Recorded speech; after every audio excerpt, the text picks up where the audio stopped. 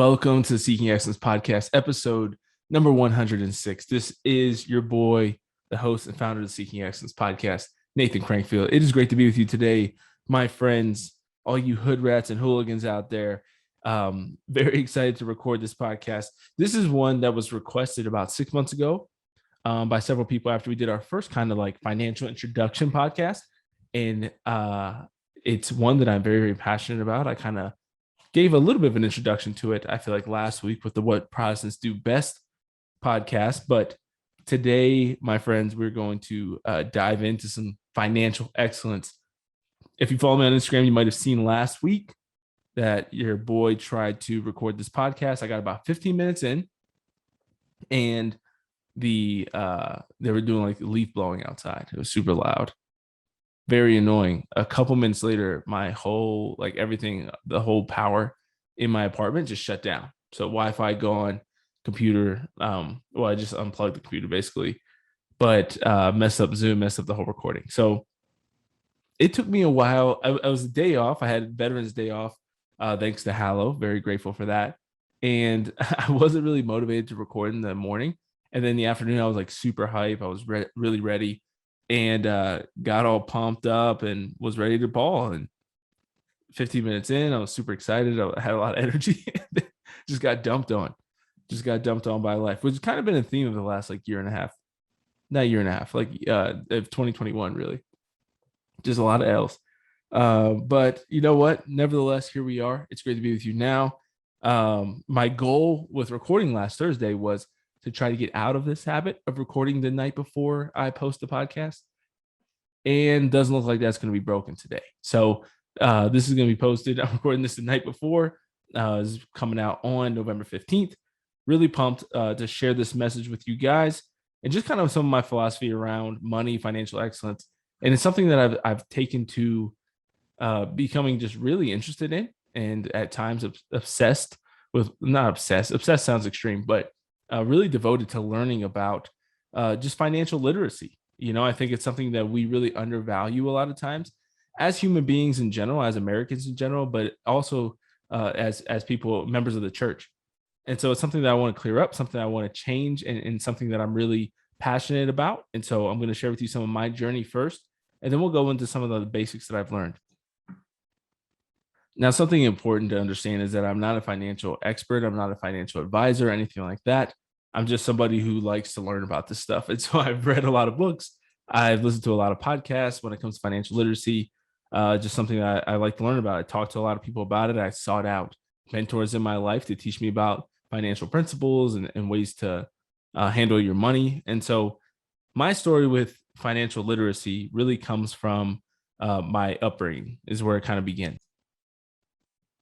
So growing up, I never really was taught much about how to handle your money. Okay, so I think I saw a lot of things of what not to do in certain circumstances, but within my household, money was always a point of contention, anger, division, I guess you could say, in a certain sense. And I think that I saw it as something that really drove my family apart in a lot of ways. And it really, I think, made me passionate about not wanting to not only struggle financially, but really be on the same page with my spouse one day financially. And just really have a deep understanding of how I can avoid being stressed about paying the mortgage or the rent each month, about paying the utilities, not having to work multiple jobs, my wife not having to work multiple jobs. How can I avoid some of this financial hardship? Because I was really exposed to so much as a kid, and like diversity in the I guess you could say like the classes, I guess, that I was kind of raised in. So I always describe my upbringing as like middle class, maybe lower middle class. But I was around, going to Catholic school. I think this is true for a lot of people who go to Catholic school in a city. You're exposed to all types of different backgrounds, right? So we had some pretty wealthy friends growing up, and we had some people who were not so wealthy, right? Lived in the inner city and stuff like that. And the same thing went for my family. So I had family who lived in the country, family who lived in the inner city. I had my grandparents who are pretty financially successful and have a nice house and a pool and all this stuff, and I spent a lot of summer times there.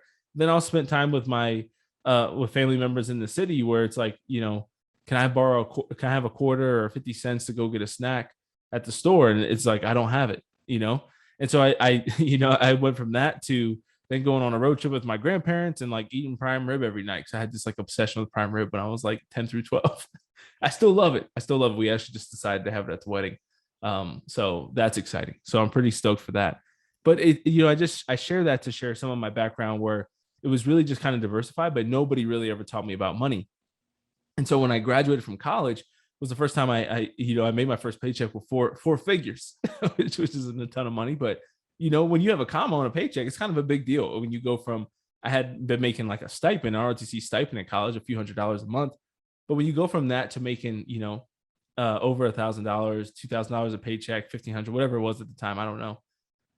It's pretty mind blowing, right? Like it's pretty substantial, pretty big jump. And so, to be clear, thanks to government efficiency, I didn't get paid for the first like 2 months or so that I was actually active duty and down in Fort Benning, Georgia. And so one of the struggles with that, this was true not just for me, it was I think my whole class there. One of the struggles with that is you have to buy like several uniforms, and like Army uniform can run you from like $90 to $150, right, for the top and the bottom and stuff like that.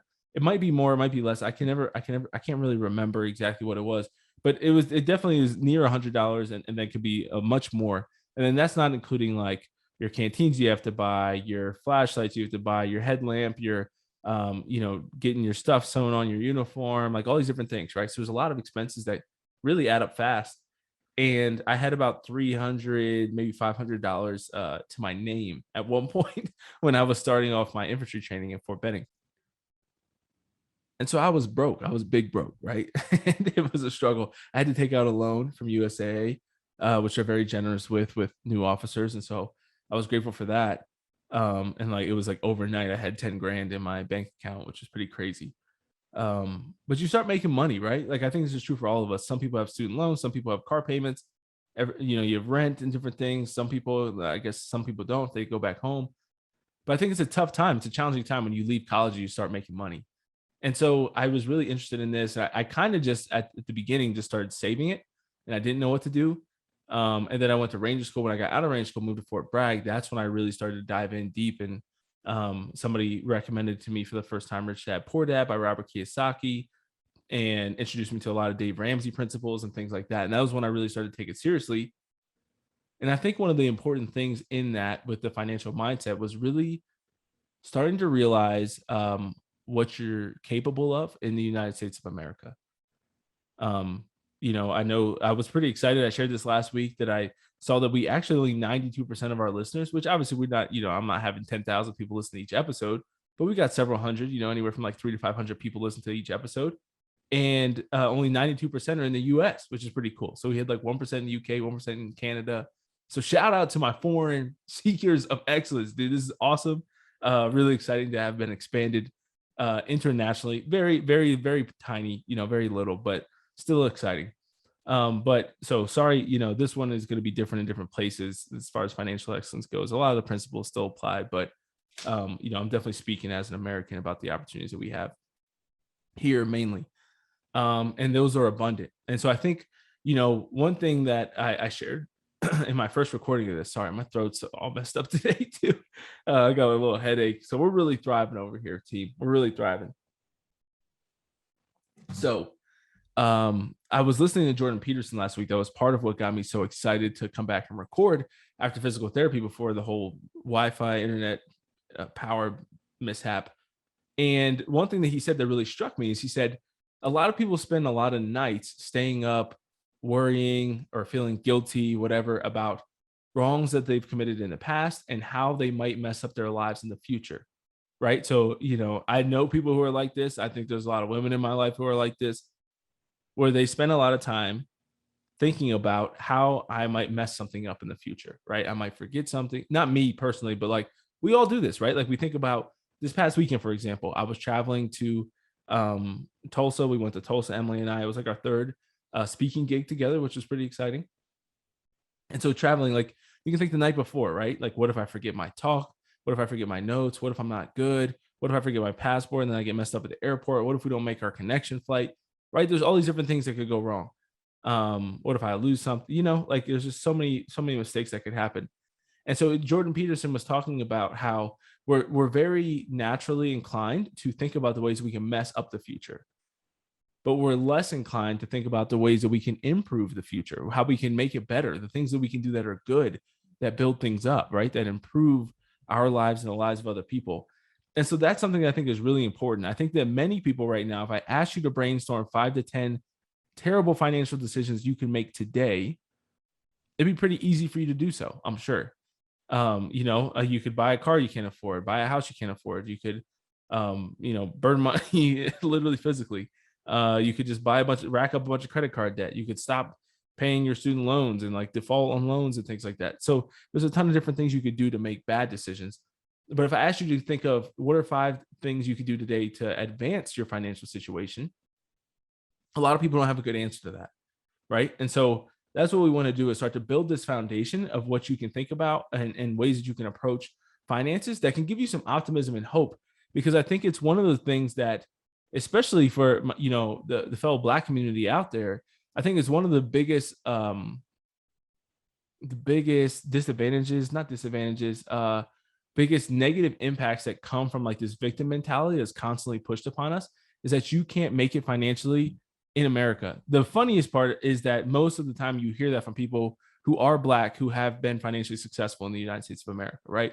Al Sharpton's stupid self is not broke. LeBron, who, talks about the same stuff and oppression and things like that, is going to be a billionaire probably by the time he dies, if not way before that. And a lot of other actresses, actors, and things like that. There's almost like this arrogance from them that like they could make it, but you can't. And that's just not true, right? And so I love people like Chris Hogan, who works with Dave Ramsey, wrote the book Everyday Millionaires, who just he doesn't really attack it from a political standpoint, but he's just like, bro, that's not true. One of the best ways to get over that is to just kind of stop accepting the lies that a lot of people want to push onto you and thinking that you can't succeed, whether you're a woman, whether you're Black, whether you're Hispanic, whatever it is, that minorities can't exceed, that those who are oppressed or victimized can't succeed. It's the stupidest thing in the world. You really start to have to come to the point of having like a certain type of cockiness about you that says, if one person could succeed that looks like me or thinks like me or acts like me, whatever, then I can do it, right? Like you shouldn't need a billion people to have done it before you, right? Like, we're grateful for the pioneers and the people who go first, for the many, many people who have been the first whatever, in the United States in different fields. But once that's happened, like get over, like you shouldn't really celebrate being the second, right? It's been done already. So, you should realize that it's very possible and you should go after it and get after these dreams. Dave Ramsey does a great job of breaking down a lot of the myths too. I think it's like something like 70% of the millionaires today did not inherit their wealth. And for some reason, if you listen to, I'm going to start cursing probably. I'm getting worked up now. But dumbasses like Bernie Sanders, I've been seeing the tweet, beef, but the Twitter beef between Elon Musk and Bernie Sanders today has had me cracking up. But Bernie, who's has changed his name, has changed his attack from millionaires and billionaires to just billionaires once he became a millionaire. Millionaire, by the way, sitting on his ass and doing nothing for 50 years, which is pretty incredible. Thanks to politics. When you take a lot of information from those people, you start to think, and it's always amazing to me. I did this when I talked about racism too, of like, they rate things from extremely liberal to extremely conservative and try to take polls on certain things. And when you poll people on things like how many Black people are killed by the police, like there's people who think that 10,000 Black people are killed by the police each year. It's outlandish. Like it's absolutely absurd, right? It's less than 100.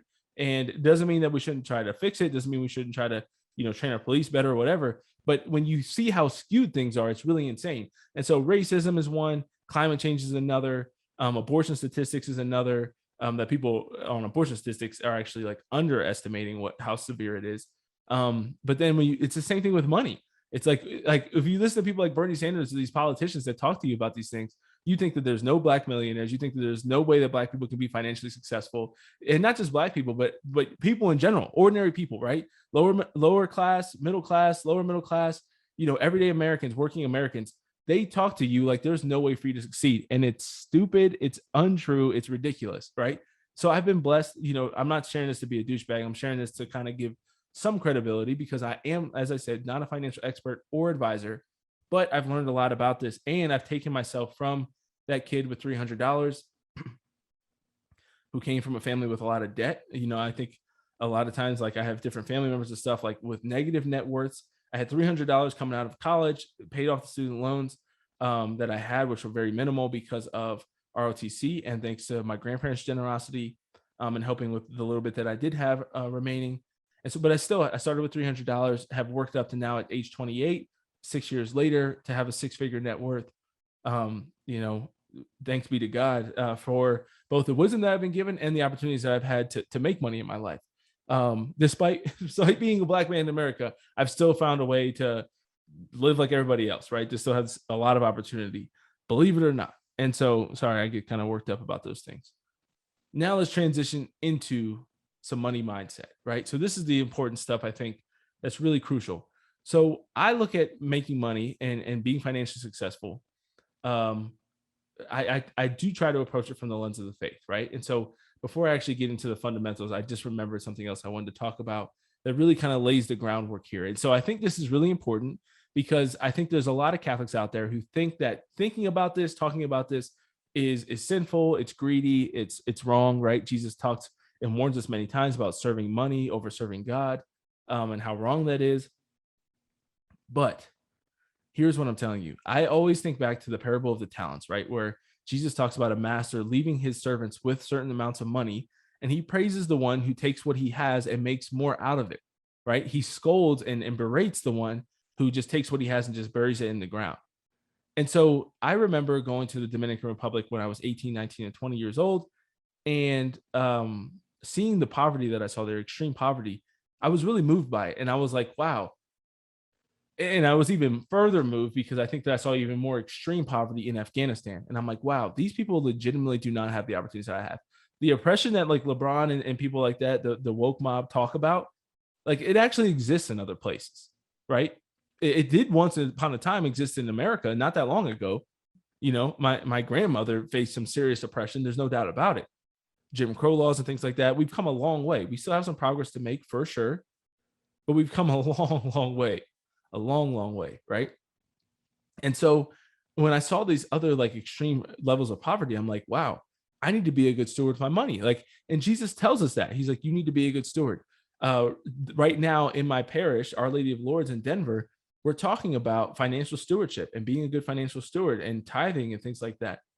And so when you hear the word stewardship, that's to me responsibility. What God has entrusted you with, you have to be responsible for, and you have to do well with whatever he's given you. That goes for your talents, that goes for your gifts, that goes for your relationships, goes for your mind, your body, your soul, goes with your job, your family, right? Like all these different things, your emotions, and it also includes your money. So you can be upset. You can say, oh, your goal shouldn't be to be rich. It shouldn't be whatever. And I recognize that everybody's called to different things, right? St. Teresa of Calcutta is one of my heroes. St. Francis of Assisi, one of my heroes, took vows of poverty, lived lives of poverty. But I think one of the issues that we have is a lot of people want to fake be St. Francis of Assisi without actually doing it. And so you try to have, and I think it's honestly, and I think it's really funny in a lot of cases because I see these people so often as you get to know, you know, especially like Catholic Instagram, Catholic Twitter, things like that. A lot of these people, and a lot of times they're women, not always, and I'm sorry, you know, some people are gonna feel like this is an attack, but it's pretty funny to me that a lot of these people are women and they go and they become missionaries, whether it be Focus, Culture Project, or there's a ton of great missionary organizations out there. I'm trying to think. Net is another great one. And they go and become missionaries, or they go and join, you know, become a youth minister or whatever. And they come from these rich families and they like have this like faux sense of poverty while still going on these like to their families' beach houses, on these like lavish vacations, or getting to go and travel Europe and all this stuff, right? It's like they live these lives of poverty. And then every time, you know, any feast day comes up of any European saint, they like post a picture at their tomb and it's like all this stuff. Now, I've never been to Europe. I've been to Lithuania with the army once. I flew through Germany to go to Afghanistan. But, you know, it's really interesting to me how we have this like, they don't, like a lot of times those people, even when they start making money, they don't want to learn about money. They don't, because it's like, it's dangerous, right? You can only read books that are written by Catholic saints, and I can't learn about or think about money. And there's almost this assumption, I think, in a lot of them that because they've had this experience of like being taken care of financially so much, that there's not this level of ownership and responsibility that I think we ought to have. Now, if you come from a background like mine, where you've had to have that, where you've had older siblings or family members, you know, asking you to borrow money in your early mid 20s, it's different, right? When you recognize that you have to take responsibility and take care of other people in your life, in your family, whatever, financially, you don't have the luxury of being able to do that. So I think, and I don't think this is bound by race. So I'm not talking about just some type of white privilege, but I think there is a certain privilege that comes with being financially successful and raising a family that I think a lot of people, and a lot of times your parents have misled you to kind of take on this financial ignorance, if you will, because you've just been taken care of forever. But like, I hope to have the mentality, and I think more Catholic kids should be raised with the mentality of how Shaq raised his kids, where he's like, you're not like, we're not rich, I'm rich. You're broke, boy. You know what I mean? Like, you need that. You need somebody to be like, yo, you're broke. Like, it drives me nuts. Like, people flexing on the stuff that they have, or they, have experienced or whatever. And it's like, you haven't paid for any of that. Like, I'm not impressed by stuff that people have or have done, and they haven't paid for it. Like, it's not impressive. And sometimes it's not flexing. I'm not telling you to not post the pictures of the saints and the feast days on stuff. It's beautiful. It's great. But don't then do that and then be like, money's bad, money's evil, because it just doesn't work like that. Like, the church needs money to run. Every missionary organization that I named, they fundraise their salaries, and they need donations. They need donors, right? Like, over time, like Seeking Excellence, we're going to start to accept donations so that we can continue to have great people on the podcast and to create more content and create these videos and help people to actually achieve this life of excellence, right? So all I'm saying, the only reason I criticize there for a little bit is to say, don't criticize learning about financial success, right? Because it's important. And I think that it's something that is more important to those of us who were not raised in financially, I'm trying to think of the word that I want to use. Sorry, I definitely still have COVID brain, and my memory is like unfathomably bad. But people who are not raised in financially settled or safe, I guess you could say, environments, right? So those people are going to be more passionate about money. It doesn't make it bad, because we need people to raise money. We need people to raise money to give to places like Afghanistan and Dominican Republic and Haiti and all these places that really do suffer from serious oppression and lack of opportunity, right? So we want to be mindful of that and be good stewards.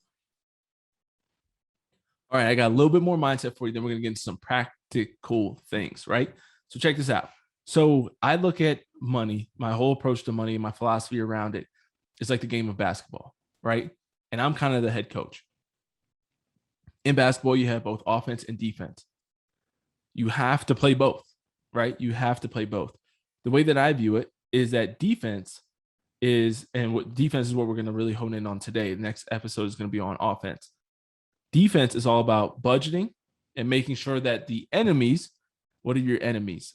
Trying to keep up with the Joneses, right? Trying to look rich, trying to have nicer things than you can afford. The defense is the student loans that you have. Any type of people who are trying to get you into debt, trying to get you to buy a car you can't afford, a house you can't afford. Defense can be your spending habits, right? Like, you might be more naturally a spender than you are a saver. It's all of that, right? It's the money that goes out from the money that's coming in. Offense is all about your income and your assets, right? So offense is about, it's like scoring, right? It's like getting the score up as opposed to trying to keep the score down in another sense. And so offense is all about income and assets. And so in that episode, we're going to cover about ways that we can increase our income, ways to improve that, and assets as far as investing in different ways. We'll talk a little bit about like retirement investing, IRAs and 401ks. We'll talk a little bit about crypto. We'll talk about real estate. We'll talk about business. We'll talk about all kinds of different things, right? Creating a game-winning strategy will be how we kind of close that one out. And both of them have opponents, right? Just like when you're playing defense in basketball, you have opponents that are trying to score on you and get the best of you. And then just like that in offense, you have defense, right? That's playing against you. And so we'll talk about all of those kind of things. We'll break that down. But first, I want to talk just about budgeting. That's the defense. So one of the best pieces of advice I was ever given financially was to go back and do a 90-day audit. And so I did this 90-day audit on the last 90 days of my spending. And so I did this in about October of 2016. So about just over 5 years ago, which is pretty cool. And so I did my first 90-day audit. I went back and I literally go back through every card statement you have. Most people aren't even using cash. We were using cash a lot more 5 years ago, so it's a little bit more difficult. But last 90 days, go back in each month and see how much money you brought in and how much money went out. like I'm going to try to take this from somebody who's like, I'm trying to talk to the people who have just graduated from college or are, 27 years old and have never budgeted in their life, or are 35 or 40 or 50 who have never done any of this, right? And so I'm trying to make this basic. So some of it's going to be more basic, some of it's going to be a little bit more advanced. So I'm sorry to those who are already doing this stuff. Some of this might be boring to you, maybe fast forward a little bit. But I think, if I were to ask you the question, this is a good kind of like litmus test for you. If I were to say, how much money do you bring in each month? And you don't know within like $250, something's wrong, right? And maybe if you're a waitress or you're in sales or something like that, and it varies a lot, maybe you give a window, but you should really have an idea of how much money you make, bro. You know what I mean? Like, you should know how much money you're making. So have an idea of how much money am I making? What this 90-day review does is it says, how much money am I spending? So how much is going out, right? And so you want to have an idea of this, and you want to be able to really start to see where are the leaks in your budget. So I've also guided a lot of my friends and people through this in my life. And what a lot of people will come and realize is they're, making $2,000, $3,000, $4,000 a month. And they're like, holy shit, I'm spending $600 eating out each month, right? Sometimes it's more than that. I mean, when we were in the Army, it's so easy to just go out to lunch, right? Instead of packing a lunch, just go out to lunch. Do you know how much $10 to $20 per lunch each day adds up to at the end of the month? Then add in going out to a few bars throughout the month and all this stuff. It's crazy. It really adds up. And so you want to be mindful of that and start to recognize, okay, where are my leaks, right? Where am I dropping out, just spending all types of crazy money. And so that's a really big first thing. Go back, do your 90-day review, come back, and let's wrap from here. So now when you're talking about budgeting, this is kind of the very basic, right? How much am I bringing in? How much is going out? Now, I do use mint.com as kind of a budgeting tool, but I know it gets dogged on like social media and by places like Mint and all these other budgeting platforms. But I love Excel. I had a friend of mine who created a great Excel like kind of format for all of this, and I still love to use Excel. Now, I'm not excelling every single expense that I have, but when I create my budget, I think it's great to go ahead and use Excel to do that. If you're interested in learning more about that or finding that, I'd love to share a template with you. I also believe that my boy, the Financial Arena on Instagram, I'm struggling to remember my man's name right now. It's not against you if you're listening. I can't remember anything right now. And so, but it's at the Financial Arena. I'll tag him in the show notes and post it on Instagram and tag him as well. He's got some budgeting tools and stuff like that as well that he's created, which are really great. So budgeting, 10,000 foot view. I like to work on work based on percentages, right? So percentages for me are the easiest way to break down the high level of what's working out, right? So obviously, first thing that comes out of your paycheck, if you have direct deposit, there's few exceptions to this in today's world. Maybe 90% of the world receives direct deposit. That might be an exaggeration. I have no idea what that stat is. I totally just made it up. But at least I'm being transparent with you. But anyways, first thing that comes out, because we got big daddy government, they like to take their fair share. And by their fair share, I mean much more than their fair share. So that way they can spend it on dumb shit like training transgender, mimes in Iran, right? Because that's what's important in the world. And so in order to do that, they have to take your money and in order to pay for that. And so we're really grateful, obviously, for the roads and highways and public school systems and things that we have. We're not really as grateful for the public school system because it's kind of deranged now, but that's a whole nother podcast. Deranged in many places, not all places for sure. But California, I can't imagine sending my kids to public school in California. Might as well just send them to Russia, to the Soviet Union 40 years ago. Anyways, what I was saying was that the first thing that comes out is taxes, right? So you get taxed. It sucks. If you've never, I always say only people who aren't interested in making money, don't invest, all this stuff can be the only people who don't give a damn about taxes, right? That vote for higher taxes and vote for the party that constantly wants to raise your taxes. Now, clarification on that. Republicans spend their butts off as well. It's one of the things that's like kind of a facade, and I think is often criticized by conservative, commentators like Ben Shapiro and Matt Walsh. Will point out the fact that like Republicans, when they get in office, don't spend less. It's kind of a facade. Now, there's definitely I'd say they don't spend less, meaning that they don't put us into more debt. because they typically do. But they definitely spend a little bit less, I think, than the other party, who's just right now just like printing money. It's just bananas. It's a free for all. But you pay taxes, right? So your taxes come out first. Figure out what tax bracket you're in so you can have an idea of how much you're going to pay in taxes, because you do want to have kind of your first bracket be what is your total gross income. So gross income is before anything else comes out, right? So your gross income, what is that a year? What is your salary? You can basically just break down your salary to 12 months or 24 pay periods, however you get paid. For some people, it's 26, obviously, if you get paid every other week. But break it down. What is your net income? And then subtract your taxes that you come out. If you look on your pay stub, you might have to go online. For us, we use a certain platform for Hallow. You can go online and I can actually open up my pay stub and see, okay, this is how much I pay in taxes each month. It sucks, dude. It's brutal. I wish more people did that, because I think less people would, be so eager to spend government money and just pay higher taxes. A lot of people just don't know. That's the one downside of direct deposit, is a lot of people just have no idea how much they're paying in taxes.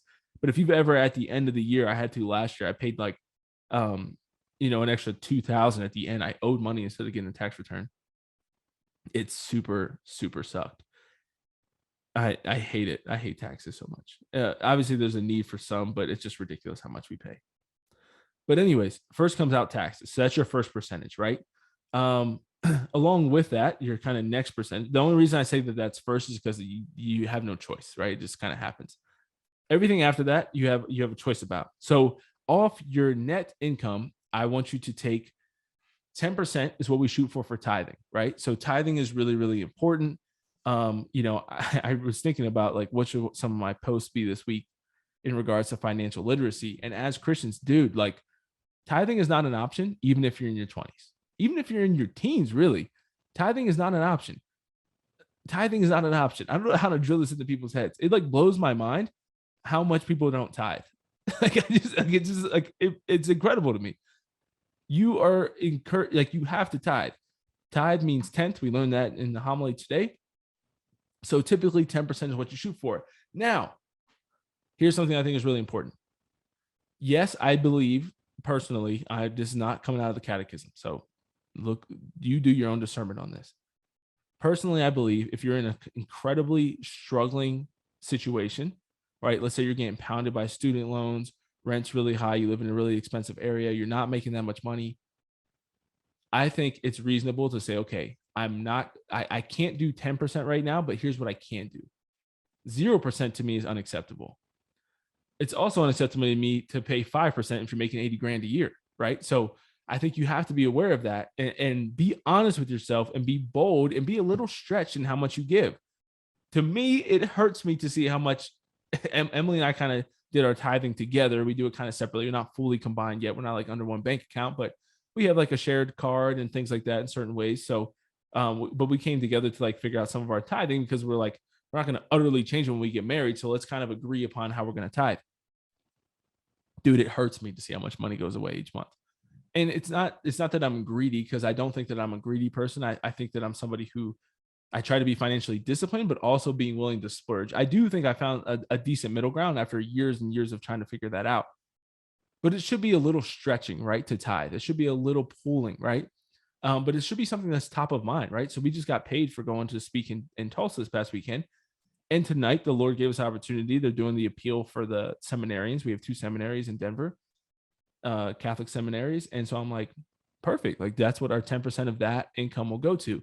And so it's kind of top of mind for me now after many years, where I'm thinking about it, right? And I'm like, you know what? We have to tithe on this new income that doesn't automatically come out because it's not in our regular monthly income. So we don't have it like automatically going to things. So I would say figure out what is going to be your percentage for tithing, and be kind of hard on yourself, right? The goal is to get to 10%. But I think it's reasonable. I was kind of pondering this tonight in mass of, we don't really give people a lot of leeway. Like the priest tonight, when preaching on it, did not really give a lot of leeway on the 10%. And I think there's an argument to be made for that. Now, the challenge with that is if there's no leeway on the 10% when you're broke, then there shouldn't be much of an expectation for you to increase it when you're balling. That's my personal thought. I think that it's good to have a standard. And I think there's a lot of ways in the church that we don't have a standard that we ought to, right? So like priests and religious have their expectations that they're going to pray the liturgy of the hours. But for us lay folk, man, the standards are pretty low. And sometimes I think it's why we have so many people who are not willing to meet them. Because me personally, like I'm drawn and inspired by higher standards. I'm not really inspired by just going to mass on Sunday and go to confession once a year. Like that's mad easy, right? So there's a lot of bums out there who don't get it done. I call people bums. Maybe that's not a nice way to say it because people are in different situations and different stages of their faith life. I get that. So I'm just rapping here. So don't hold this against me too much. But there's a lot of bums out there who don't get it done, right? That's the moral of the story. And so I think we have to recognize that it's great to have a standard. I'm grateful that the church gives a standard of 10%. But to me, I'd rather say, okay, your student loans, whatever, increase it 1% a year or whatever it is as your debt decreases and things like that.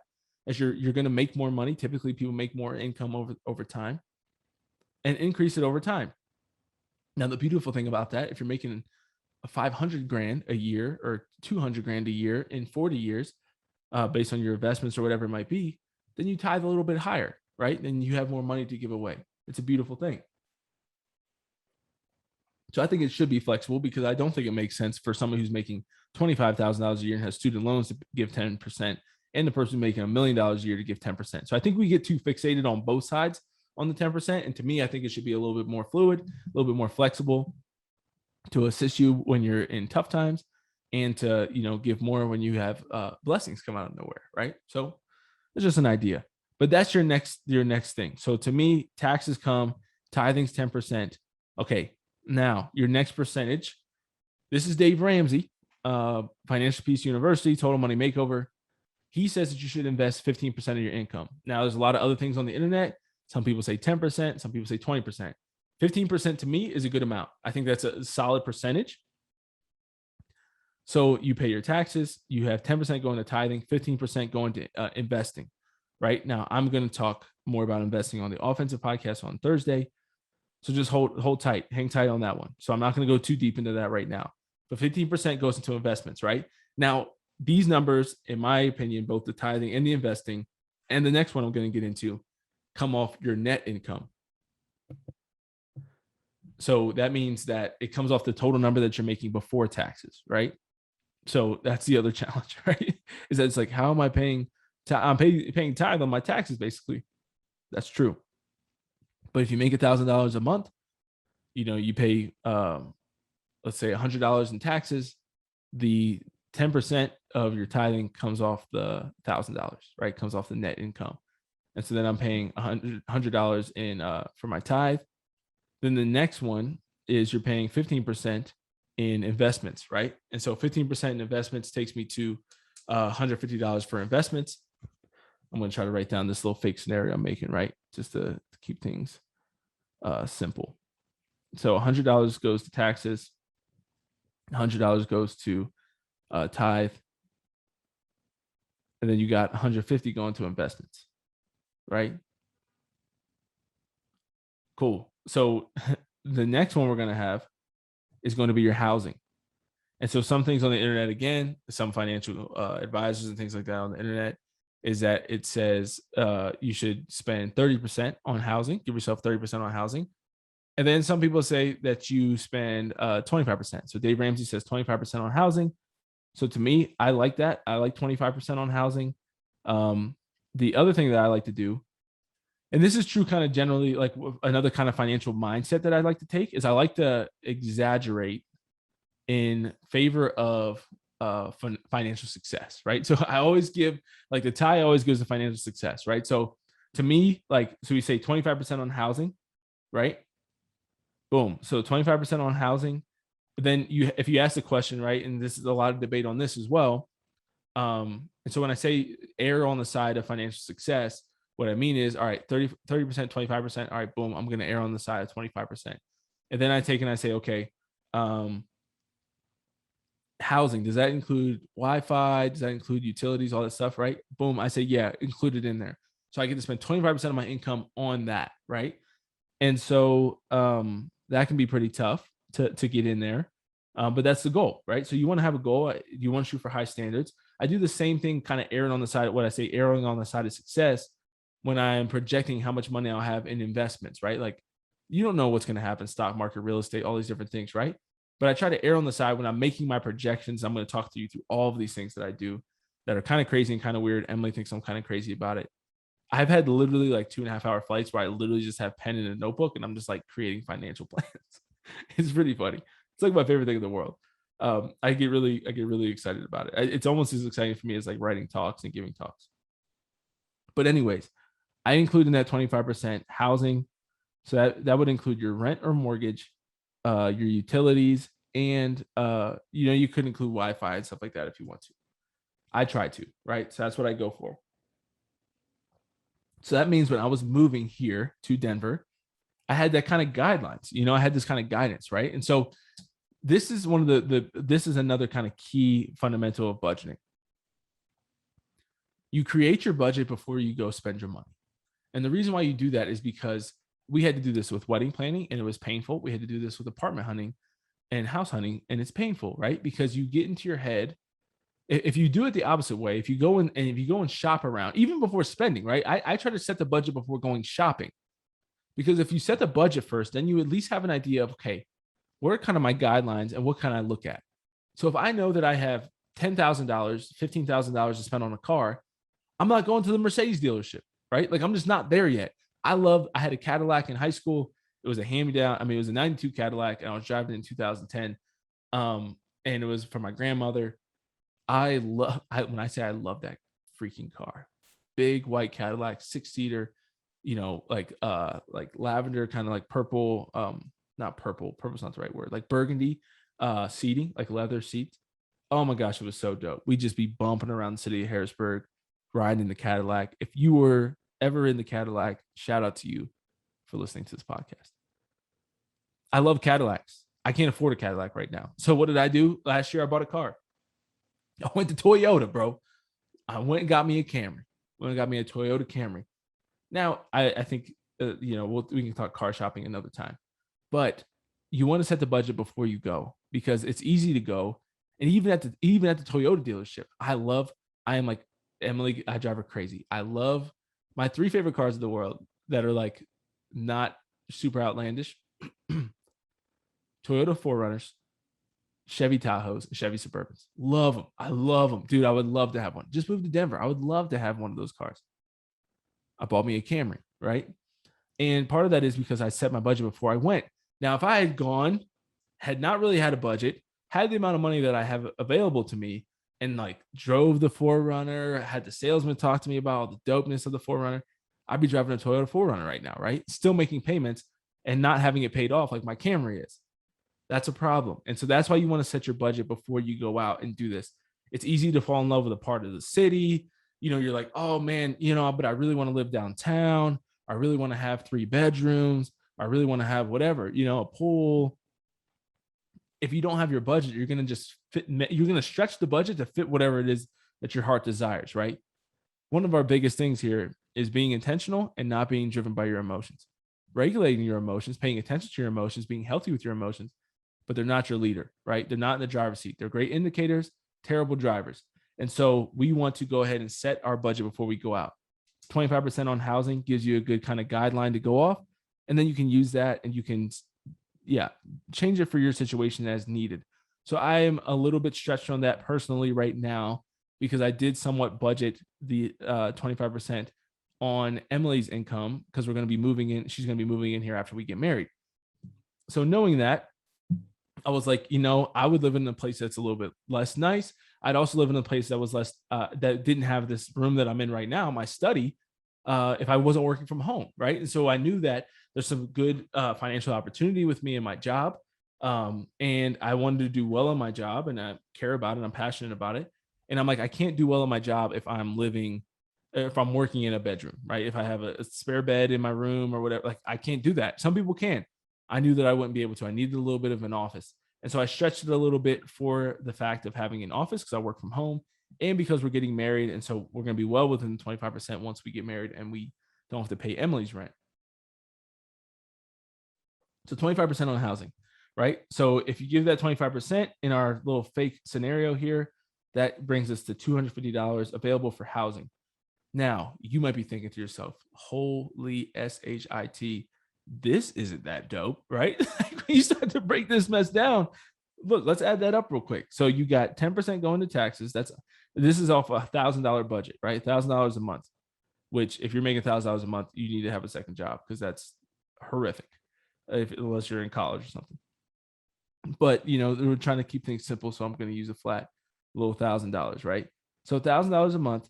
That means if I got $100 going to taxes, 10%, $100 going to tithing, 10%, 15% of my money is going to investing, so that's 150, and then 25% is going to housing. That adds up to a whopping. I'm gonna do some mental math here real quick. 350, 50 for $600. $600, and or if you're keeping track, that's about 60% of your income.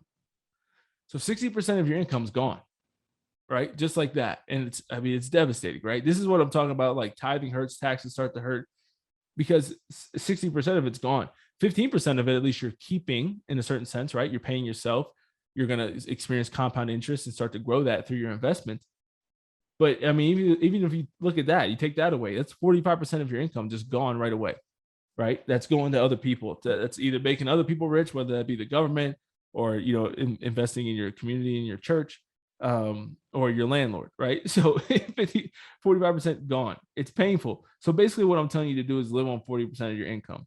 Now, if you're making a lot of money, let's say you're making 10 grand a month, 8 grand a month, 6 grand a month. And obviously that's not a ton of money, but it is a good bit, especially in your 20s.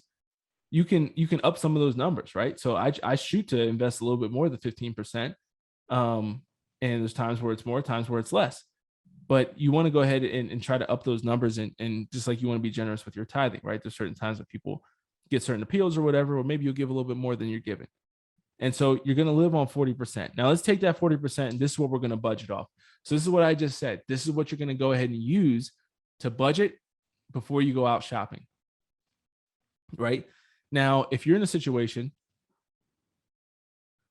like let's say you're in a situation where you jumped out of college and you just made every bad decision you could. You bought a house that you couldn't afford. You bought a car that you have payments on. You didn't buy it in cash. You have student loans, right? Like you're just all jacked up. Living on 40% when you still have student loans to pay, a car payment and a house payment, or I guess the house payment would have been in the housing, but car payment and student loans, dude, that 40% is going to dry up quick. It's going to dry up really quick. So that's what I'm talking about. You might have to make some adjustments there. And I don't want this to go too long, so I might need to do a part 2, then a part 3.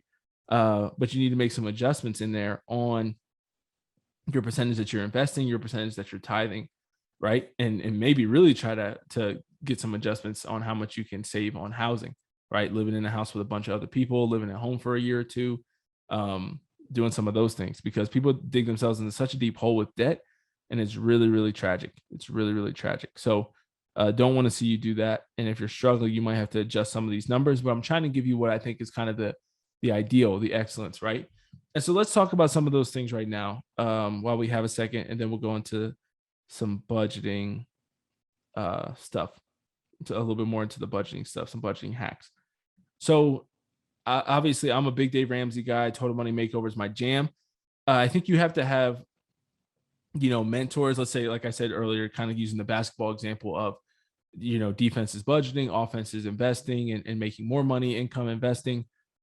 You want to have either mentors or let's say, advisors or whatever, as you're this coach, right? So to me, like Dave Ramsey is my defensive coordinator. When it comes to budgeting, when it comes to all of this stuff, like he's my go-to guy. How much money should I be percentage wise? Like breaking all that down. Like he has formed me in that. Some of the budgeting hacks I'm going to tell you about are all of his. And he's my dude for a lot of this mindset.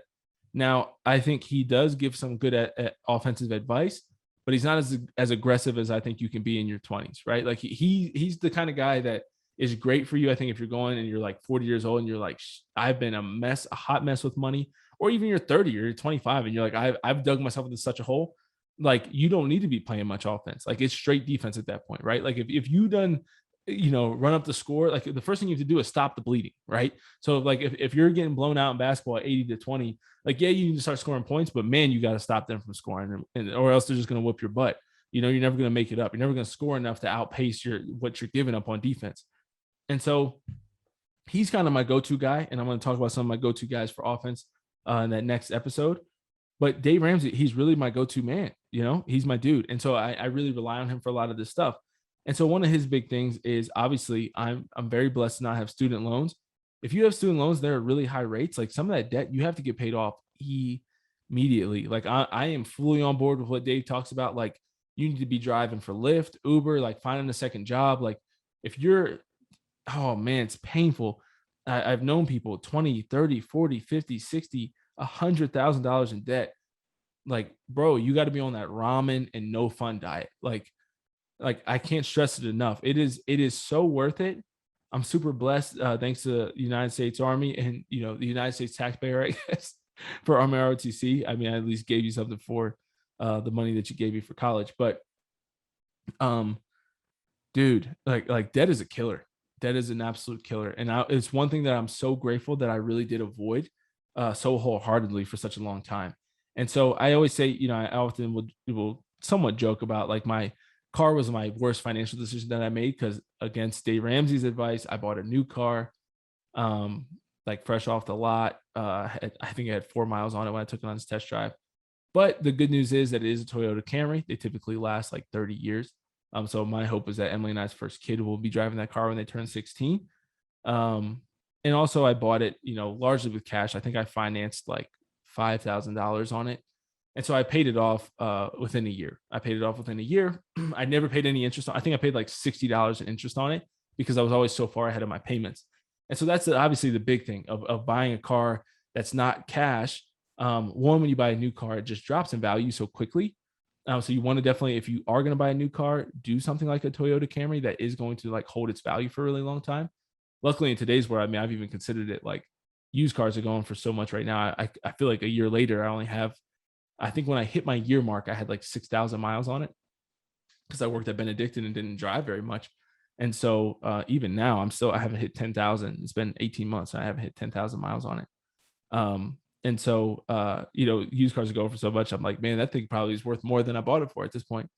And so you just want to be mindful of that, though, when you're buying a car. Car payments, one of the biggest things that they hustle on, and I know I'm going to break an hour here soon, so I'm going to wrap this up probably, and then save some of it for the next one. But one of the things that you really get hustled on, like, in buying a car, which I experienced, and I went by myself to the dealership and stuff, bought it in Northern Kentucky when I was working at Dynamic Catholic. One of the biggest things they hustle you on is your monthly payment, right? So they will finesse your down payment or finesse your interest rate and all these different things to get you the monthly payment. Like, how much can you afford a month? That's what they'll ask you. And so this is why you want to budget for a car. Why the best way to do it is just buy it in cash, so you don't have to mess with any of this and get mind effed into buying something that you can't afford. But they typically will try to hustle you by finagling, all these other different things. The interest rate, how many months you have to pay it for, or your down payment, right? So they'll mess those things around so that they're still making their money, but they'll just try to give you the monthly payment that you want. So they just move the numbers around, right?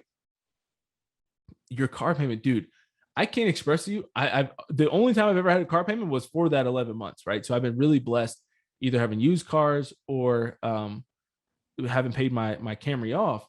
Like, having a car payment sucks, and I still never paid it like regularly, like a regular person. Like, I pay $1,000 in a month just to see it go down, because I hated that I owed anybody money, and I hated the fact that, like, somebody could take my car from me. I really don't think that's cool. And you really don't own the car until it's paid off, right? Like, I always stress this to people. This is the United States of America. As of now, we are still a free country. You're not a homeowner truly, or a car owner, until you own it. Like, if the bank can come and take it from you, if they can make you leave, you don't own that thing, right? Like, that's not a thing in anything else in life. But for some reason in car salesmen and real estate agents have convinced us, you get to take the cool picture with the house and like the keys. It's like, we're homeowners. And I think it's cool if you're on the journey of like, you've bought a house and you're on the journey of like really owning it, paying it off. That's dope. I'm excited to get there someday. I'm envious of you. I wish I had done it sooner in my life. But at the same time, like, don't get hustled into thinking you own something that you don't. Like, that's just, it's straight foolish. Like, I'm not saying I'm going to be a straight jerk to the real estate agent and be like, dude, I don't really own this. The bank owns it. But at the same time, you have to recognize that. And so I hated that. I hated that aspect of debt. But a car payment can kill you, guys. Student loans can kill you. And if you're somebody, please, if you're somebody out there just getting your ass kicked by student loans, please start to evangelize. Please start to tell your younger siblings, your younger friends, whatever, your family members, like tell, like, it's okay to go to community college for 2 years. It's okay to not go to these expensive schools that just wreck your life, dude. Like these people who just go and rack up tens of thousands of dollars of debt. I do not understand, my friends. I mean, it's something that Dave talks about, Chris Hogan talks about, every financial, Grant Cardone, all the people I'm going to talk about on the offensive side. Dude, like college is such a scam. It's such a scam. People pay all that money to come out and make 40 grand a year. Like it makes no sense. And I think this is one of the things that comes from us undervaluing being good stewards with our money. Because when you're not focused on that, when you're not thinking about being a good steward, you're not thinking about being financially successful for you and for the sake of other people, and for the sake of supporting the church, and for the sake of supporting the poor, and for the sake of supporting your family, then you don't think about this stuff and you're just thinking me, me, me. And if it's just me, then yeah, I can just go into 10,000, tens of $1,000s of debt. Who cares? Right? I can figure it out. And then I can blame the government and get mad and hope that they'll pay off my student loans. You can do that then. But if you're not thinking that way, if you're actually thinking intentionally and you're like, how can I be a good steward of my funds? Is this, underwater basket weaving degree and 60 grand of student loans? Is this being a good steward just because I like basket weaving and love holding my breath? Like, probably not, bro. Probably not, my friend. I'm all for art degrees, but you can do a lot of artistic stuff for free online. Masterclass is great. YouTube is awesome. Google is wonderful. Amazon has a lot of books and you can learn a lot of ish for a lot cheaper. And a lot of people who become millionaires do not rack up a ton of debt and student loans. You can do it still. I'm not telling you to be distraught and pessimistic, but if you've done that, like, talk to people who haven't yet and maybe talk them out of it and talk about how hard it is on the other side. Because we just lie to kids so much. And it's so frustrating to me because we set all these kids up to fail. And the reason why they want you to do that is because it just gets you outraged and gets you mad at the system and gets you mad at the way things are set up. And they talk about wanting to change it and they never will. It's all these false promises. That's why you still have your student loans. Biden's not going to pay them off. They just run on that and they don't do it. Bernie wouldn't have done it either. So don't think that he would have saved your day either. And then it's like, who pays for it? Me?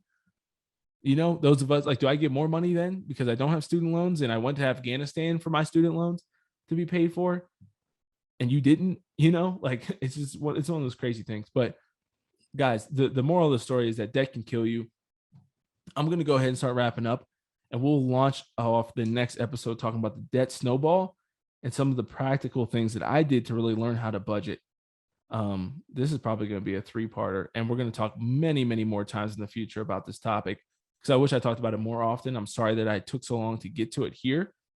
But we're going to get into some of that stuff. But I'm telling you guys, be an evangelist when it comes to financial literacy.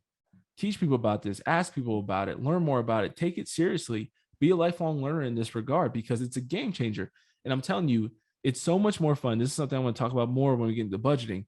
It's so much more fun to buy things when you have saved up for it than it is to just spend money and then stress about it. Right. And I've done that. I've done both over and over again throughout the last 6 years of my life as I've been more intentional with my money. And it's just so fun. I'm telling you, I saved up before I bought my MacBook Pro, the laptop that I'm recording on right now, and I love. And it's like, it's awesome. I love that. I love that I saved up for it and I bought it. It's super helpful. Saving up for my car, even though I didn't do it the exact same way I would now, it's still, to be able to pay it off in a year. And like, and every time I drive that, you know how awesome it is to drive a car that's paid off, especially a car that's paid off. That's dope. Like, I'm not driving a Benz, but like, it's a nice Camry. Like, I didn't get the cheapest, crappiest one. Like, 98, like, that's broken down. Like, I haven't, it's a nice car and I love it. And I'm like, man, like, this is mine. Like, I own it. Like, it's, the title's in my name, bro. Like, it's awesome. It's like, this is cool to own stuff. And it doesn't mean you're materialistic. I don't go shopping for clothes. Like, I need new sneakers so bad. And so there's times in my life, there's areas that I try to be cheap. And there's times where I'm like, Emily, let's go out, to this nice steakhouse. Let's go spend money on Broncos tickets. Let's do this or that. We want to spend a lot, have a really nice honeymoon. And so there's times where you spend money. I'm not telling you to be cheap. I'm not telling you to be, materialistic. So there's going to be a fine line we're going to journey on. as we continue to figure out this balance, the virtue is often in the mean. And I think that's true with money. But the one thing we can't be is not a good steward, right? That's the thing we're going to be extreme on and be intentional with. And so I hope you learned something today. If you did, this is a great one to share with other people, to journey with other people, and to have accountability, because there's going to be a lot of practical steps we're going to continue to get into. Your homework for today is to go back, if you've never done the 90-day thing, do the 90-day, and then I want you to go ahead and break down your money of your income, right? And try to just go through that 10%, the percentages that we walked through today. So go back, do your 90-day review, figure out what your net income is, and then I want you to figure out how much you're paying in taxes, how much you're tithing, how much you're investing. If you don't know how to invest, you've never started to, just wait a few days. We're going to have podcasts coming out that'll give you some practical guides on that. And then figure out how much you're paying for housing, what percentage of your income is going to housing.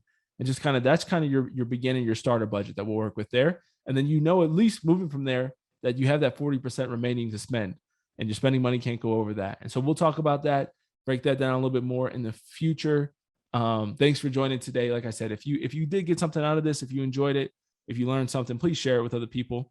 It's the only thing that we ask. As I said before, one day we're going to ask you for donations and things like that. Maybe if you feel compelled to give, you can, to support us, so we can have a better equipment, make better content, get better people on the podcast to share with you. But for now, all I ask you to do is leave a review and to share the podcast on social media with your friends, and in any other way that you see fit. And so thank you so much. I'm going to continue to write about this as well. So there'll be some written content that'll have a little bit of a different approach, and will be an easier way to kind of reference some of the homework and stuff that I'm laying out. So definitely subscribe to our blog, or at least follow us on social media so you can see when that stuff comes out as well. As always, continue to fight hard, strive to be your best, never out of the fight. We are never out of the fight, my friends. God bless.